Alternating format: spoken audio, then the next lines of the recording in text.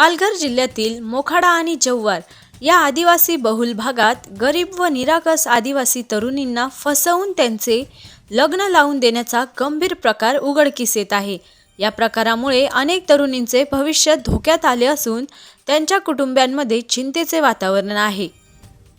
बिगर आदिवासी तरुण मध्यस्थांच्या मदतीने या परिसरातील गरजू आणि कमी शिकलेल्या आदिवासी तरुणींना लक्ष्य करतात। लग्नाचे आमिष दाखवून किंवा आर्थिक मदतीचे आश्वासन देऊन त्यांना जाळ्यात ओढले जाते।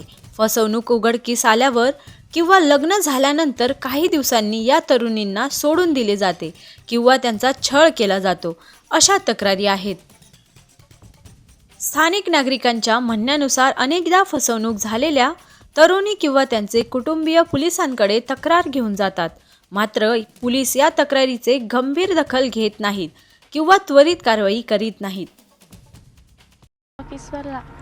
रात्रीच्या दवाखान्यातून आणल्यानंतर लगेच सोडून दिलं? नाही, म्हणजे एक रात्र राहिली आणि नंतर दुसऱ्या रात्री त्र्यंबकेश्वरला सोडून दिलं। 11 वाजता रात्री पैसे दिले, 85,000 रुपये दिले तुम्हाला? मग तुम्ही काय केलं? पैशाचं काय केलं?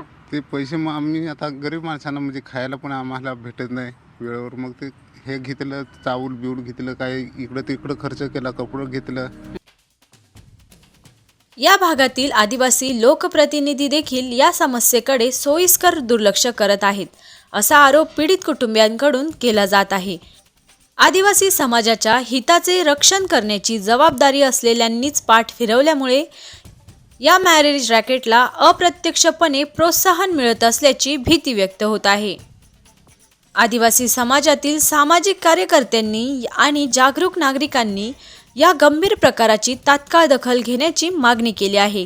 या फसवणुकीच्या मागे असलेल्या मध्यस्थांवर आणि टोळींवर कठोर कारवाई करणे तसेच फसवणूक झालेल्या तरुणींना कायदेशीर व सामाजिक मदत देणे आवश्यक आहे।